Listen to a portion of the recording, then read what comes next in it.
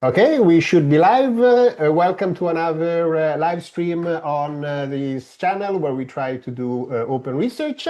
And what happened last couple of weeks is that I saw a Afiq, a video from Afiq that is actually doing, let's say, research from sort of from the outside of academia, and he's trying to set up a platform to actually create open research from the outside.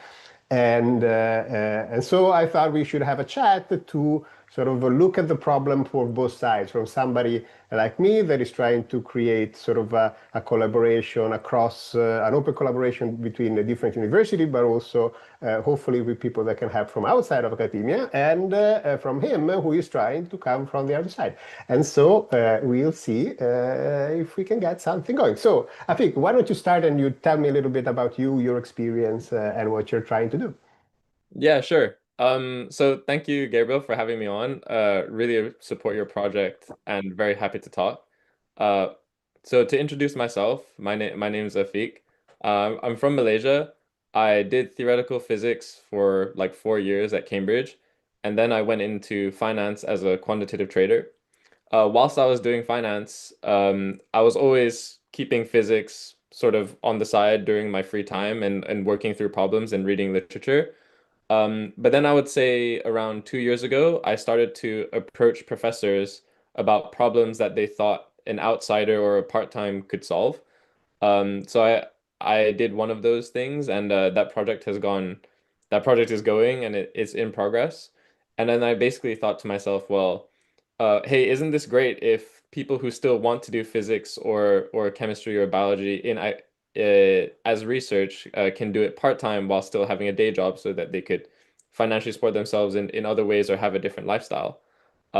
So I did that, and then 1 month ago, I made a YouTube video about my experiences. That YouTube video ended up being quite popular.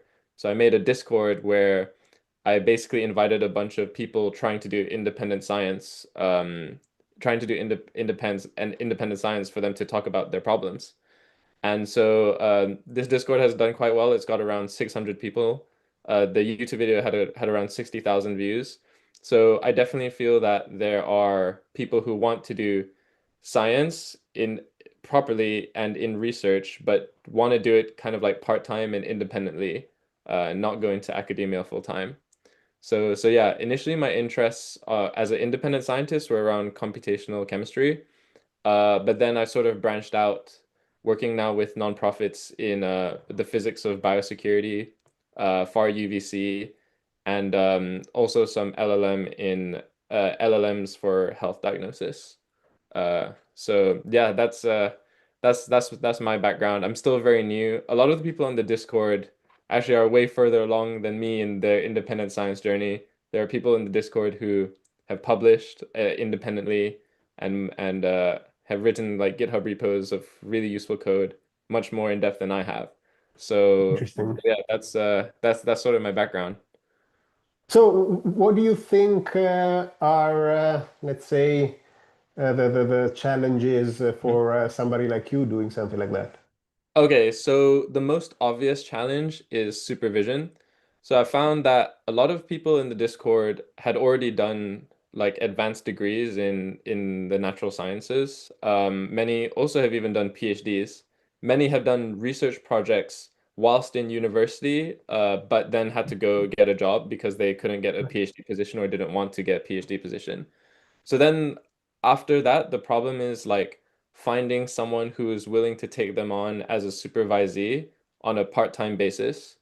So the main problem is that I found that a lot of independent scientists just don't know how to approach someone out of the blue.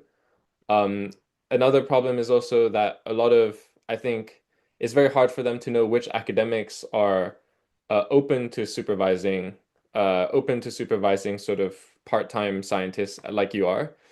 And then the third problem is there's just a skills mismatch in terms of what academics might be looking for in part-time supervisees versus the skills that they might already have.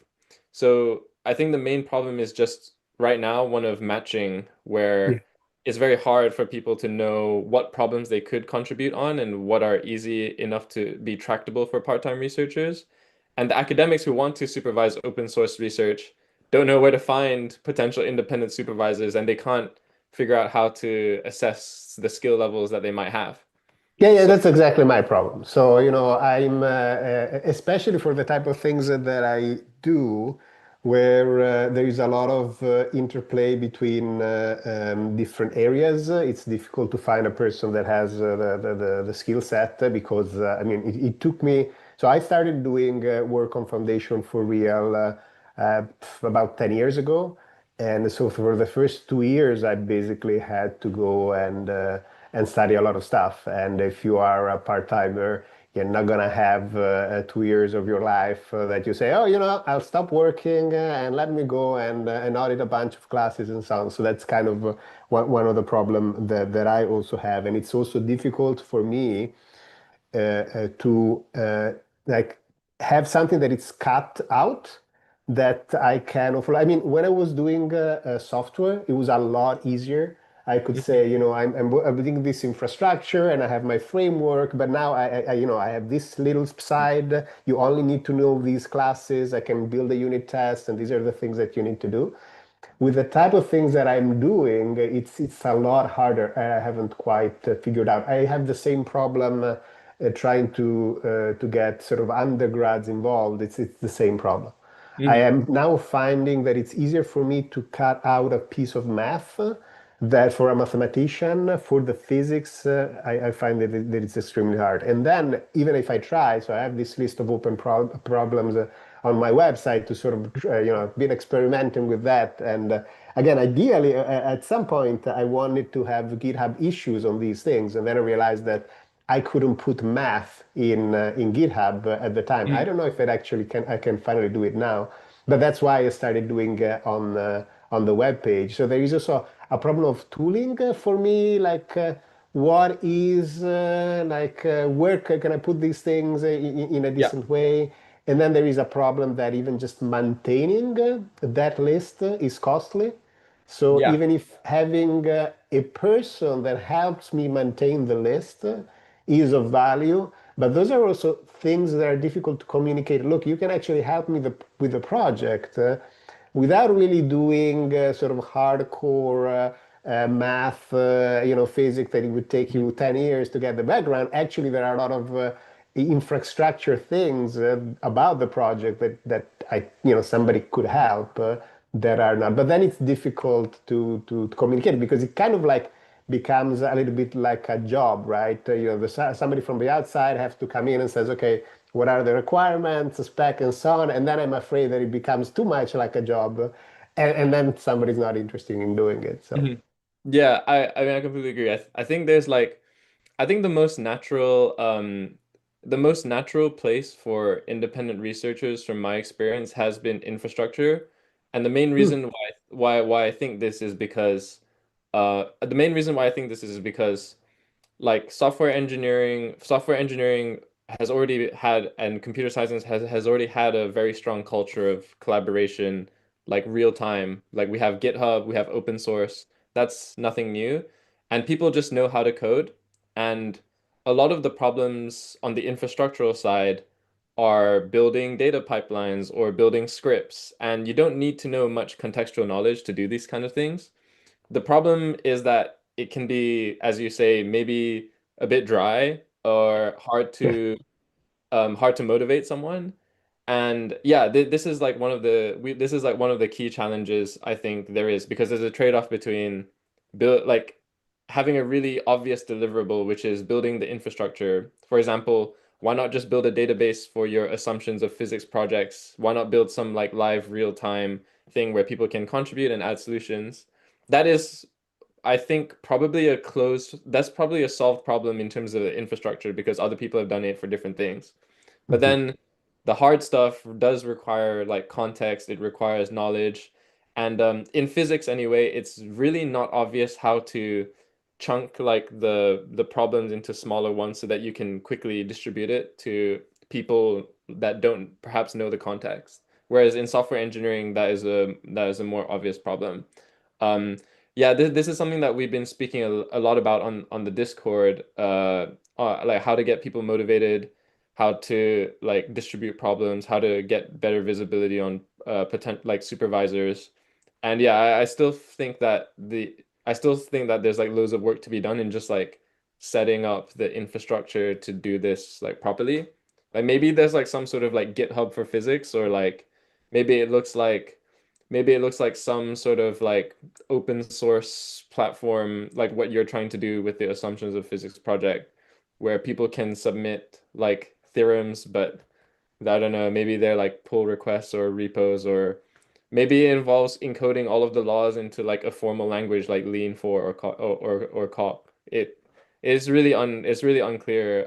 It's really unclear, but the only thing that I think is true right now is that like the standard approach of like everybody writes into these long papers, spends like 3 months trying to publish one, and then sending them off to different people and then getting feedback is probably not the optimal.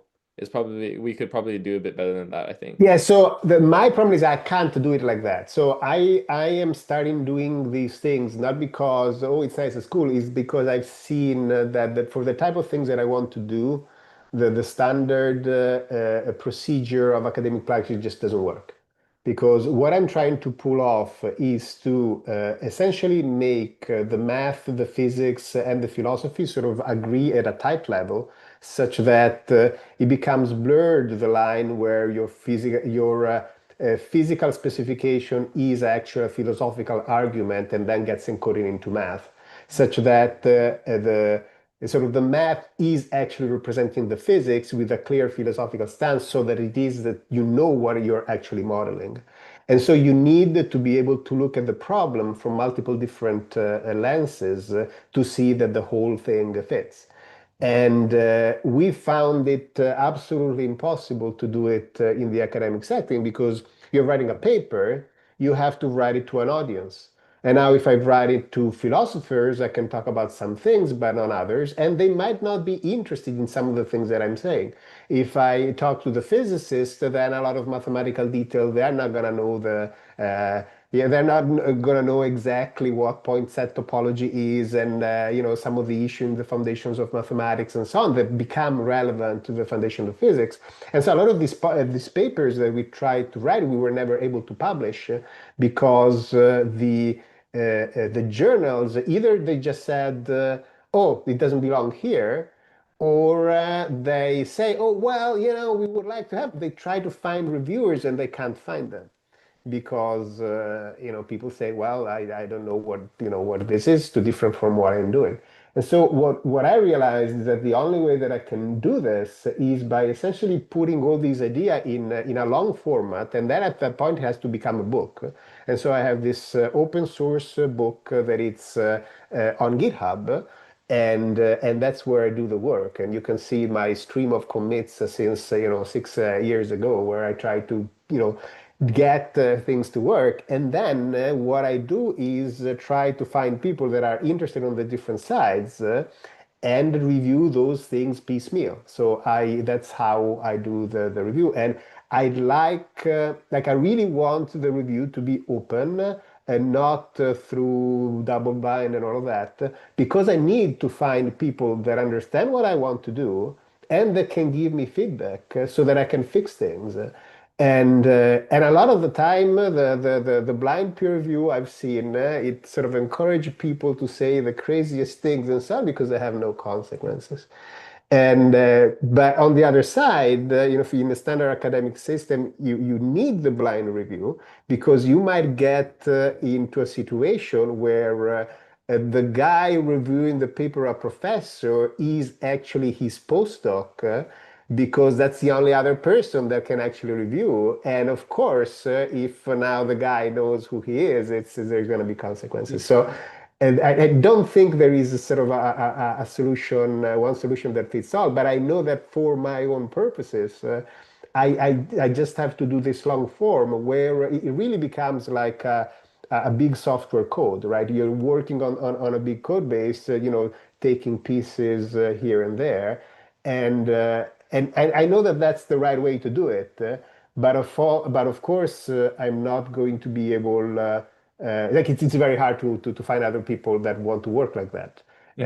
In academia, you don't work like that. I'm working like that because I am used to work in the open source community. Everything that I did before was as a software engineer within the academic community. So I'm used to just write my piece of code, put it on GitHub, and then a month later you realize that it was actually junk, and you go and change it. And I don't have a problem with it, while the majority of the people that are in academia would be like, even the fact that I have live like this.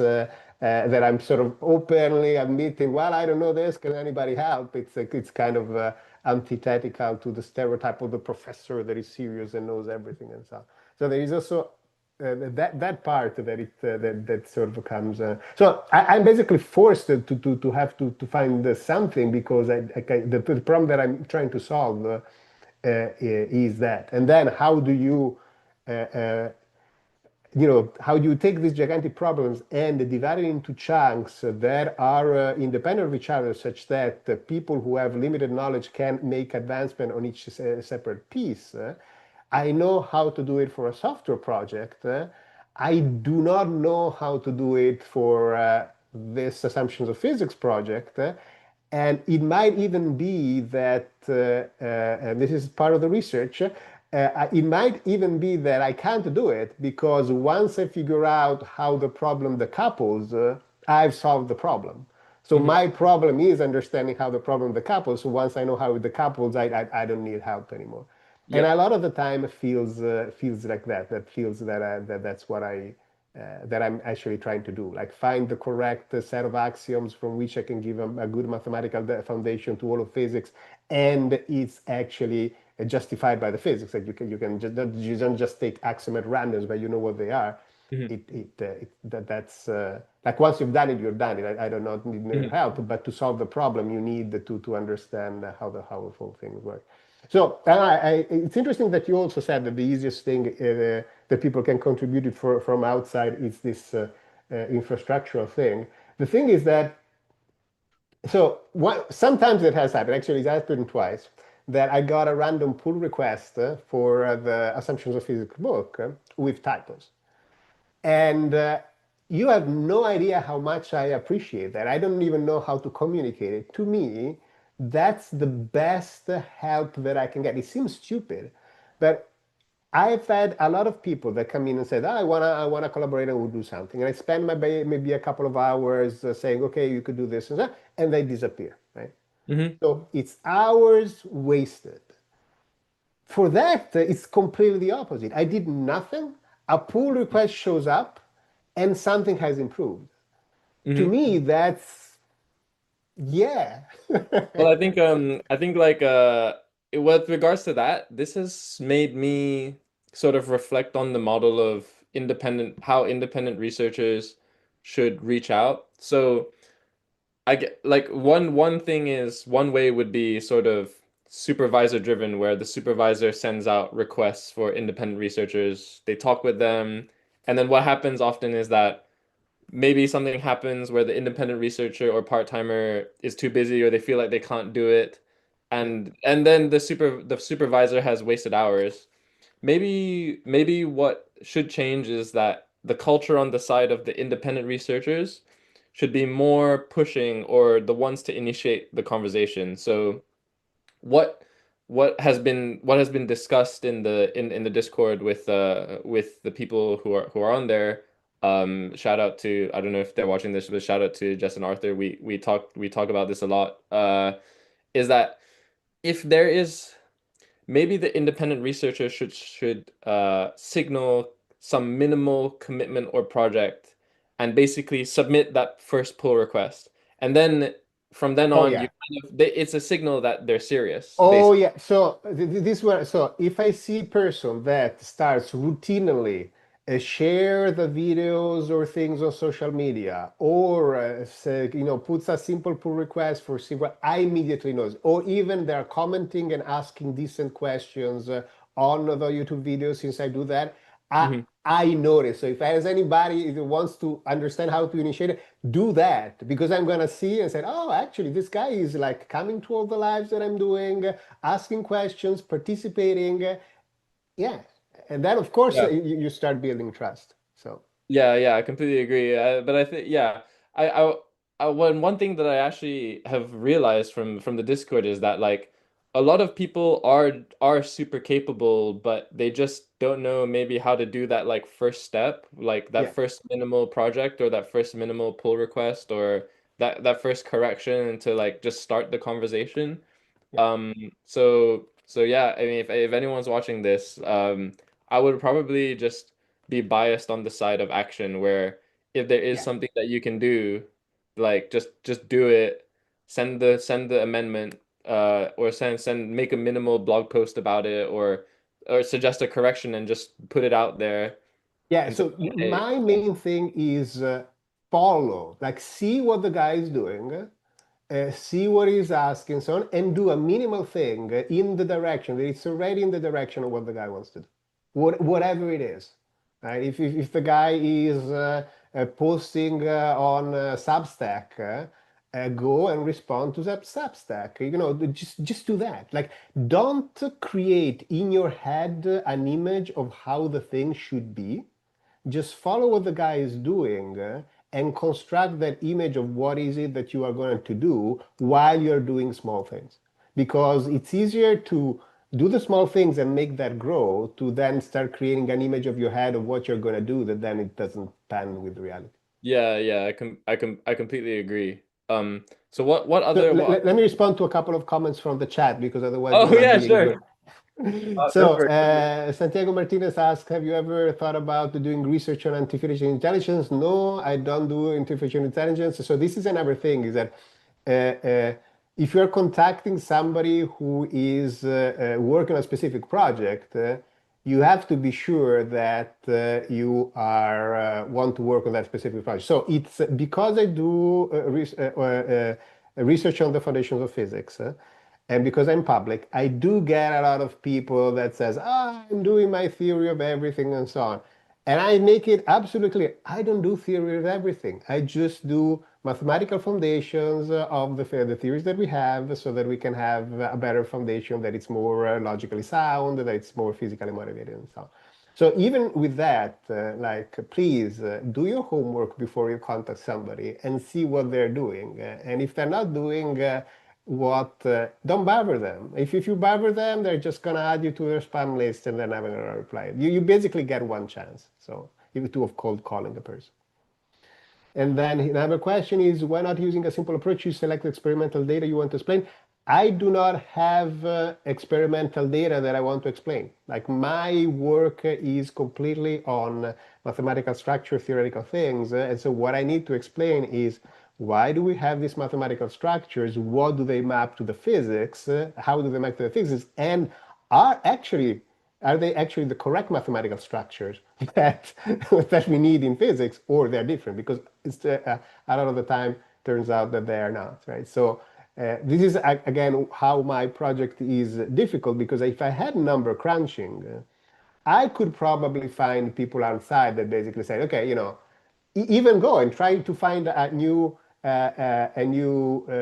method, right, to go and do number crunching. I think, you know, people have more experience, like that would be the best thing, right? If somebody has a different perspective that they can make different products with the thing that you're doing. But unfortunately, uh, yeah, I can't. Yeah, it's the type of stuff they're doing. It's really hard. And yes, as Tom says, AI has its blind spot and eccentricity, and it's very hard for me to do anything with ChatGPT. The only thing that I can use it is essentially for some types of literature research, but some other time it just makes things up. And yeah, it's anyway. You were saying, I think. Yeah, yeah. The on that comment about minimal projects and also what type of research people do, I find that something that might benefit independent researchers in getting projects is to hone in on more niche things. So Mm. obviously, obviously AI is a massive part of the conversation now, and I would almost use that as an opportunity for people to go in a different way and try to then think really hard about things that are neglected. So one strategic thing that I did was not to work on AI safety, but then I went into biosecurity instead, which was more neglected. Mm. I was trying to do work in the more theoretical side of physics, but then I pivoted into the more biophysics side because I thought, well, I may not be the best at theoretical physics, but I might have a shot at doing something useful if I combine different fields. So these are the kind of these are the kind of questions that I tried to do to optimize my chances of getting a response to things. So I would also encourage like independent researchers to be more flexible about what problems they want to solve. Yeah, and to that actually, I can say that one of the things that I found useful that people who are independent that they just do it for fun, they might get they can be more faithful and look for things that are further for what the actual researcher is doing. So I had a couple of people, for example, that looked up some stuff. And that sort of that's adjacent and see is there anything good. Then it turned out that there wasn't anything good, but even knowing that oh, somebody has looked at that and I shouldn't worry about it, that's still a contribution. And I understand that it's a negative contribution, it's not as as exciting stuff, but to me is still valuable because it takes something out of my head and I don't have to think about it. Yeah, on that topic, like I think independent researchers actually do have some edge here over people in academia because they can take more risk without Exactly. Yeah. without having the downsides. So I would encourage people in independent research to take those riskier routes that might have high upside because if you're an independent researcher, your cost is low, right? If you're not in mainstream academia, then you basically don't suffer anything from getting anything wrong. So yeah, I think this is like also like a very exciting reason that independent researchers should be encouraged because they're not bound by as many constraints, and that lack of constraints, I mean, my hope is that it leads to something similar to the time where in the Renaissance we had loads of people doing physics just because it was fun and had loads of discoveries. Those of discoveries very often because people just did it for fun and had no constraints. Right. So yeah, I really think there is a strong place for independent researchers. And I also found that like we're starting to see more funding in this kind of area. So the AI safety community has done really well in giving funding for independent researchers. Organizations like Renaissance Philanthropy, ARIA, which is the UK's version of DARPA, has been investigating different models of people doing scientific research. So I'm really excited for more people to get into this because I think, especially with like LLMs, there is like a reduced barrier of entry and should make it easier for people to get context to start working on problems quickly. So. So how does that work for the funding of independent research on the AI side? Just So, an idea. so for funding, a lot of nonprofits have just been given it. I mean, people can Google this, but a lot of nonprofits have just been giving out grants for independent researchers to work on problems. They don't have to be affiliated with anyone. They just have to typically submit a project proposal, how much money they need, and the grants are given on merit, not based on institution. So there has been some routes to funding. There has been some routes to funding, indeed. So like I think people are starting to realize that the higher risk stuff is kind of starting to get a bit more rewarding now, and there's incentive for people to be sponsoring people outside of academia. Uh, Interesting. yeah, So and then how does this nonprofit get their funding themselves? I mean, who is pushing yeah, for this? yeah. So there are there are lots of larger funding entities. For one funding entity that has been particularly active in the AI safety and biosecurity spheres, Open Philanthropy and Good Ventures. Mm. They've been a meta funding sort of aggregator where they decide grants for nonprofits, and then those nonprofits then distribute grants to independent researchers. Okay. Um, and yeah, the space seems booming. The this I don't know too much about it, but there are yeah, I don't know too much about it for now, but there are nonprofits getting money to do more blue sky research type things. Okay. Yeah. I am obviously particularly excited about that as a possibility. But I'm also excited just by the fact that there are things that people are willing to do for fun. Like, for example, loads of people I know do maths problems just for fun, and loads of people I know like to read philosophy for fun. So I Mhm. don't know why we can't empower these people to do their best work and work on problems that are sponsored by academia as well. Mhm. Um, yeah, and sort of maybe sponsored either for free or fractionally. Um, with to do like part-time work, for example. So yeah, that's something that I'm super excited about. That being said, I don't think funding is the constraint here. I think the main constraint is really just network effects and matching, Mhm. and that is kind of like that main problem that I'm invested in trying to figure out. So How how do you think we should solve that problem? So I've tried a bunch of things. So in terms of building prerequisite knowledge, one experiment that I'm still running in the Discord is I'm just trying to teach people high level math university mathematics for free, Mhm. or for a small amount. And that is an experiment that's running, and we'll see where that goes. Um, Another thing is I'm trying to build a repository of people who are willing to supervise because that seems to be the constraint here. A lot of people seem to want to work on something, but they don't know what or don't have any direction. Mhm. So one thing that I'm trying to do is just build a repository of people and hope that it sticks.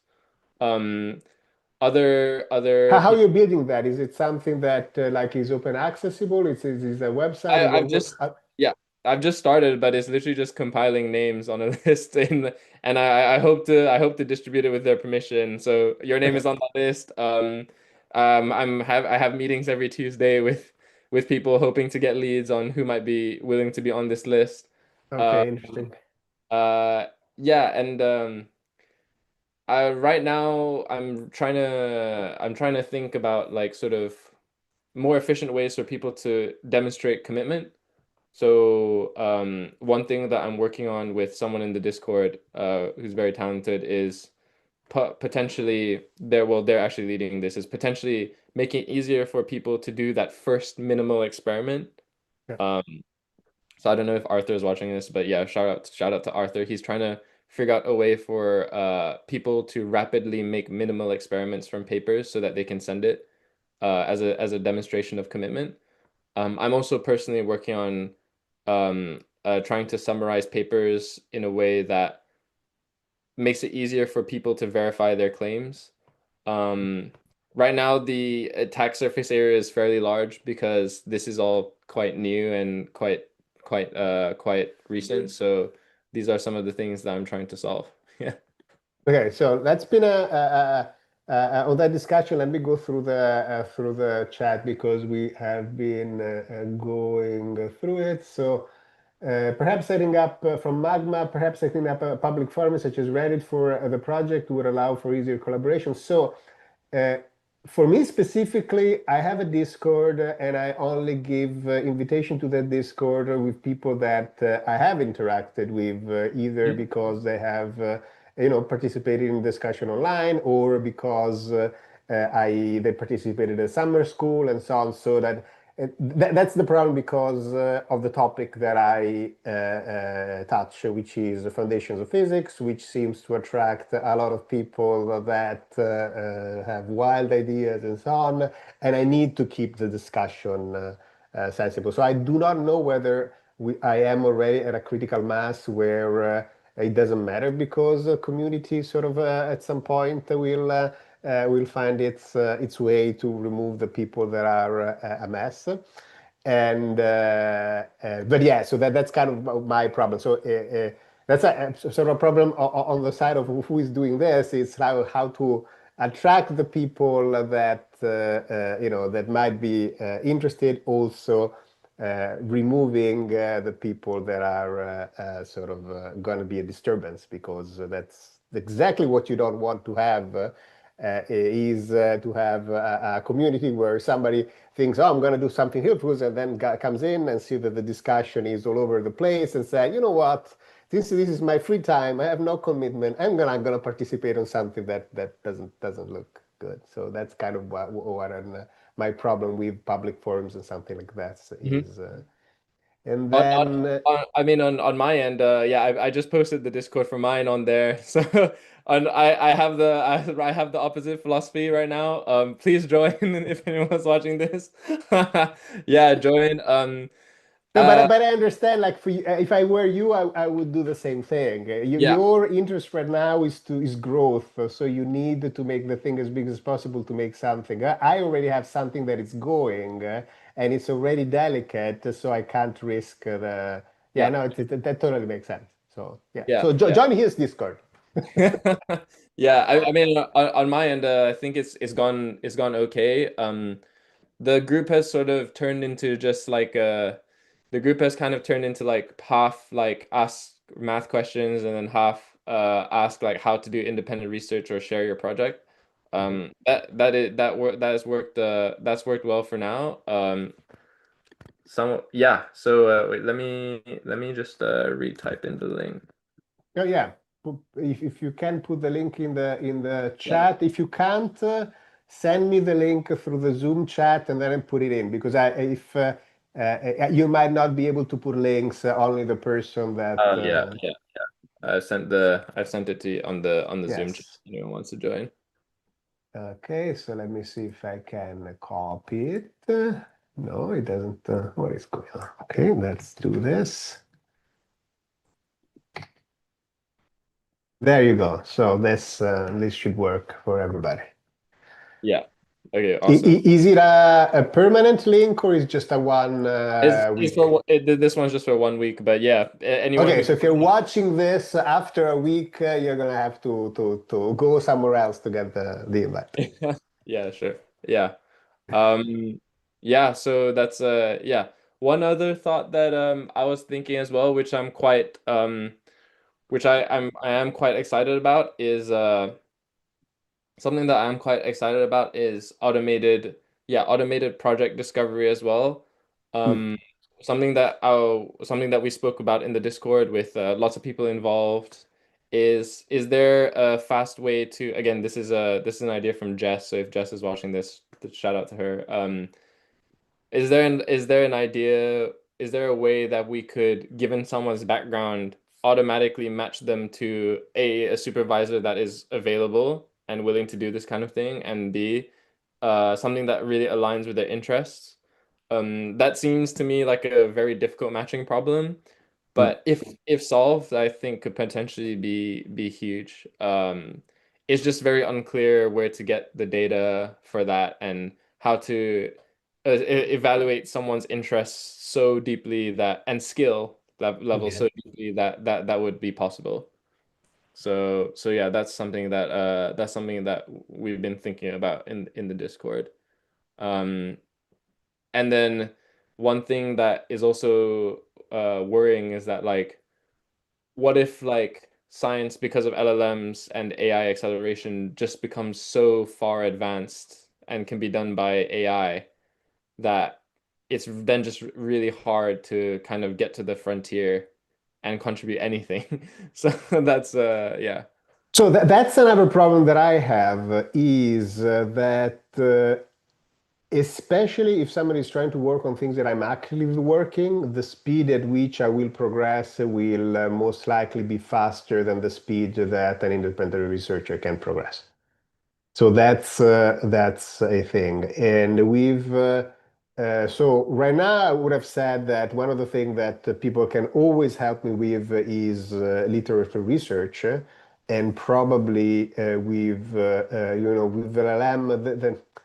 It's not really literature research that I can use for LLM. Is more concept research because the details of of the research of the literature is always wrong. But what I find useful LLM for is for I'm working on some mathematical structure, trying to pin down exactly what I need, and then I write it.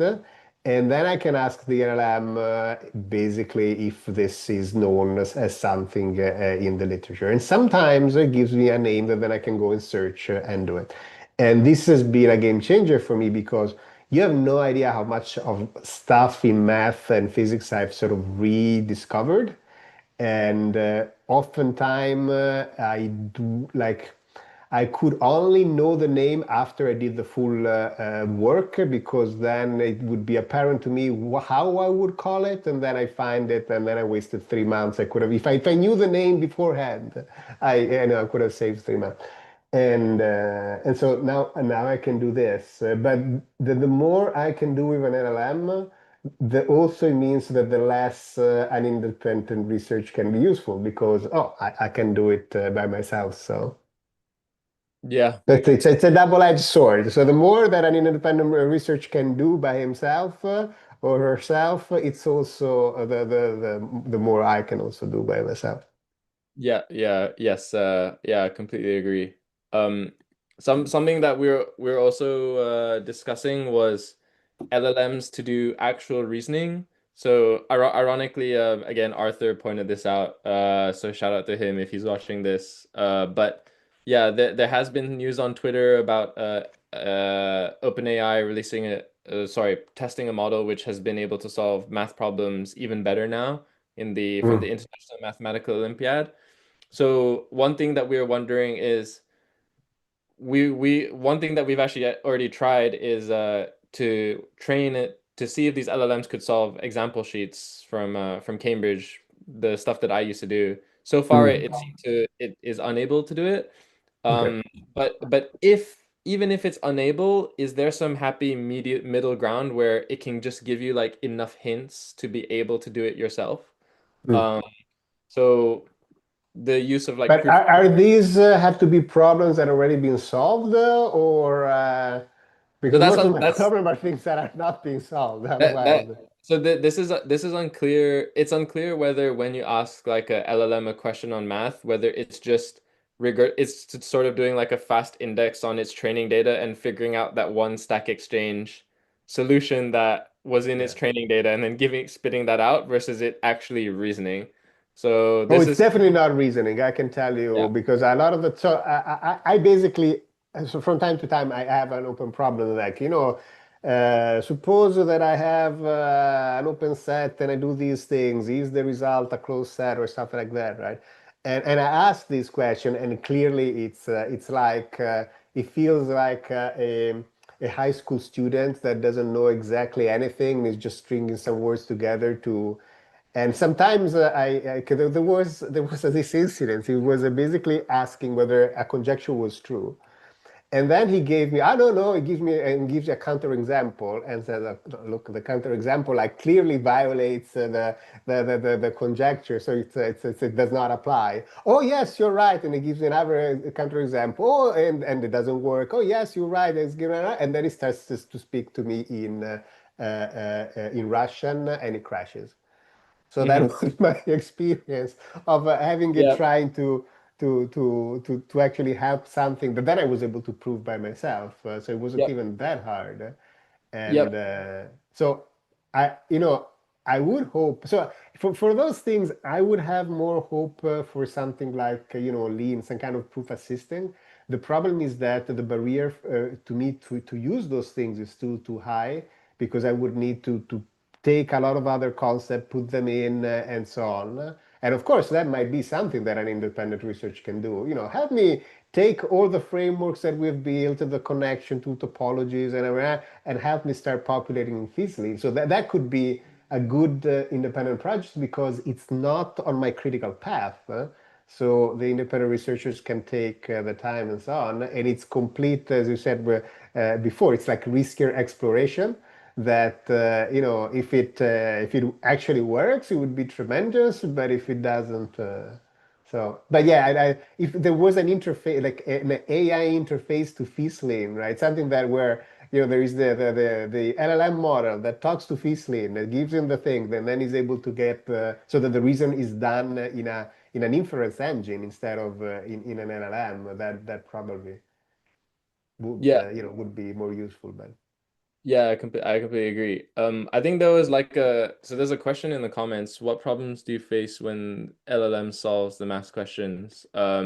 Well, I think Gabriel just explained this, but in my case, this one's from Michigan. Yeah, the proof is just wrong.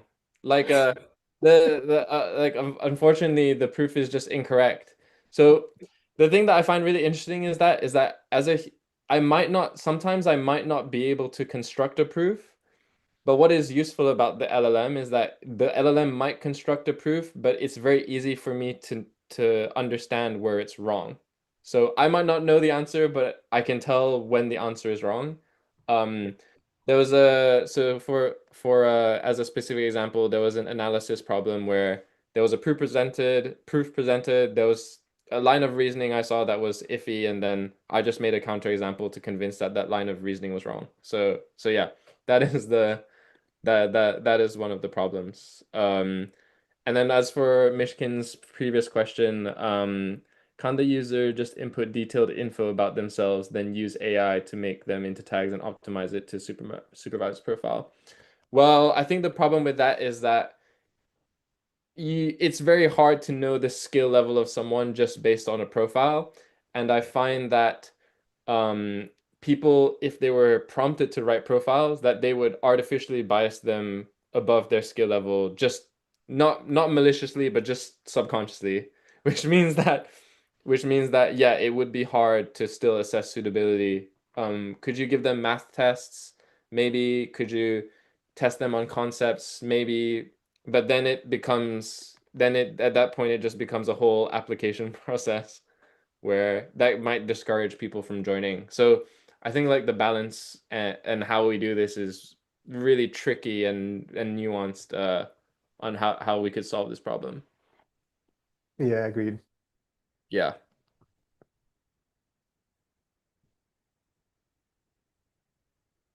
So, any more questions from the chat?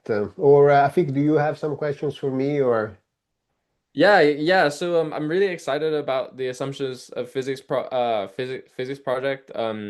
I guess my question is like how so you're at the University of Michigan if I understand. So how on board, if you can say, like how on board have they been in supporting this kind of approach to your problem solving?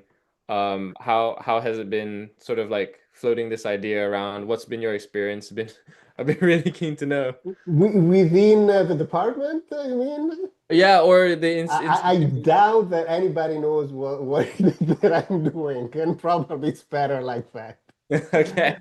I can tell you when I when I when I meet people and colleagues at the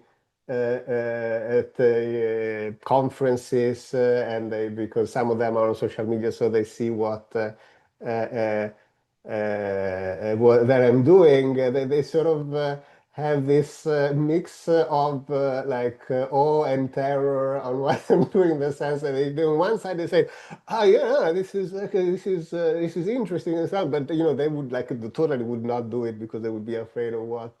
This is kind of what I was telling you before. I'm absolutely biased because. I come from the software engineering side, and I was doing already open source software for in high energy physics and the particle accelerators. So every code that I wrote for that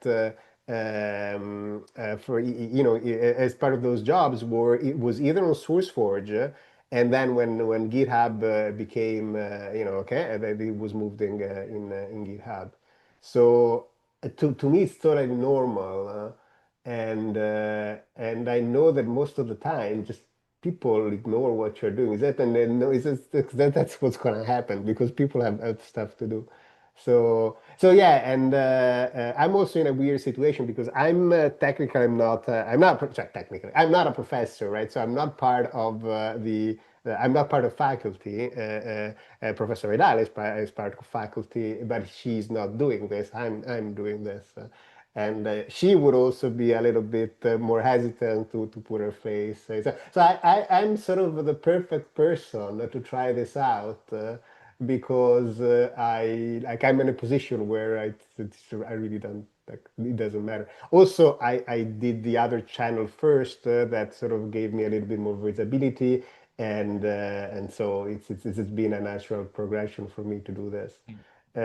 Of course, if we start attracting funding and stuff like that, then people are start going to notes. That's also why I'm interested to understand whether there are foundations that are interested in type of, sponsoring this type of,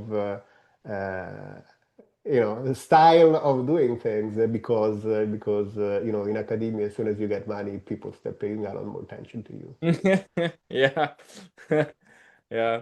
Um, yeah, that's all the questions I had, but I wanted to also just offer, yeah, at the Discord, my Discord is obviously at your disposal. Um, really excited about what you're doing, and thank you again for taking the time to chat. I really appreciate it.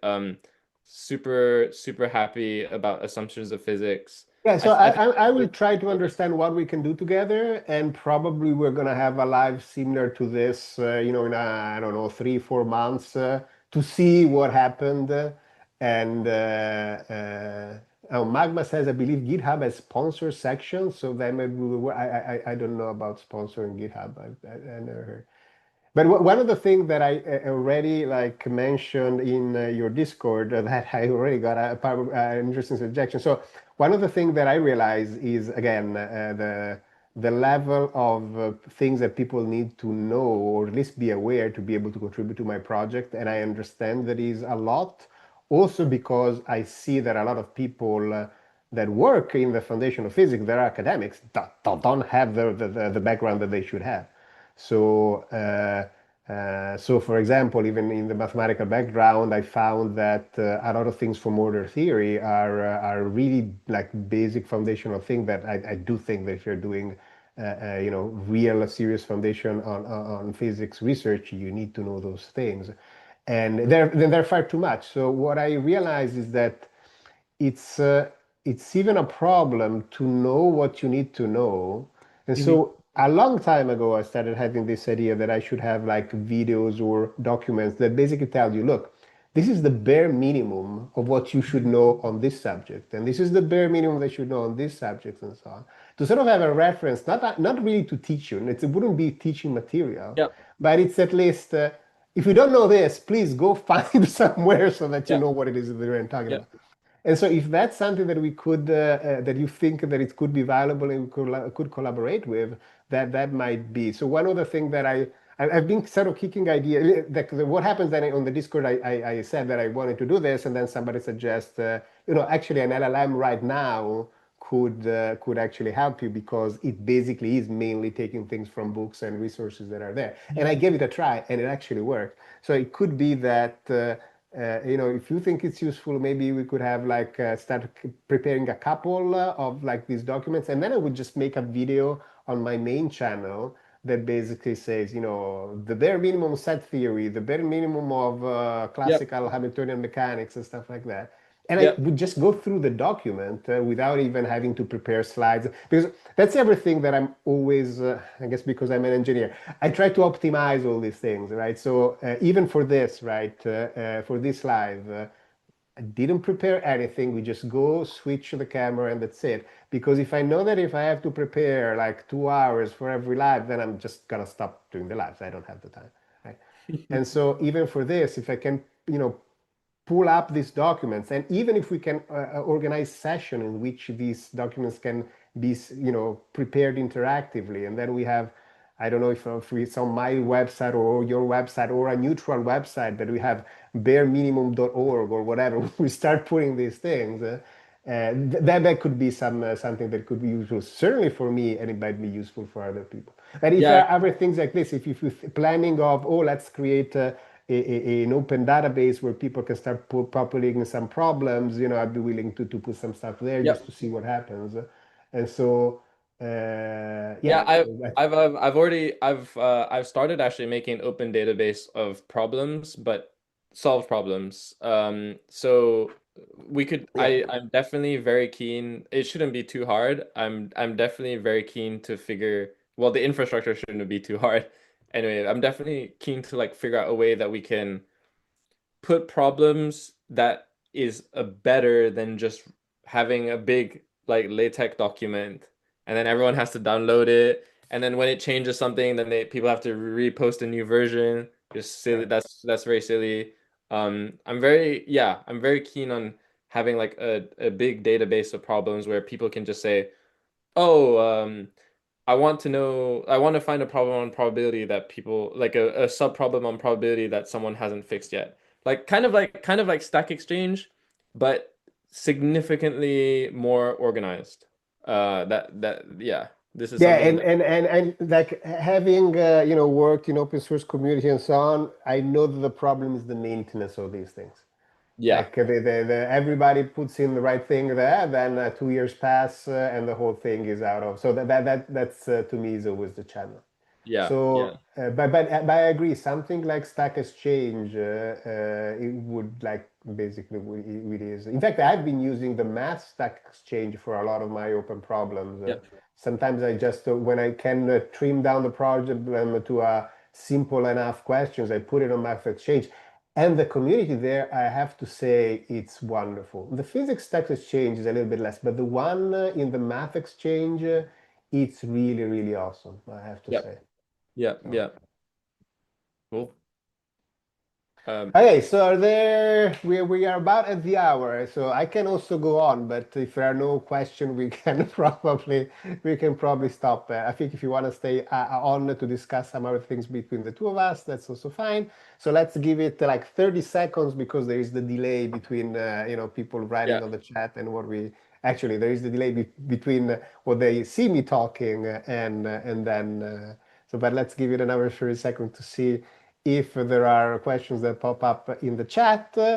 Otherwise, we can thank everybody, and we'll see if there are other people that put questions in the comments. I'll let you know if I get the notification you are not, so I'll let you know if there is something else that goes on. Otherwise, we can stop it here. And as I said, I think we should do this, in a few months to see whether you were able to go and proceed or if everything crashed and burned and where I ended yeah. up.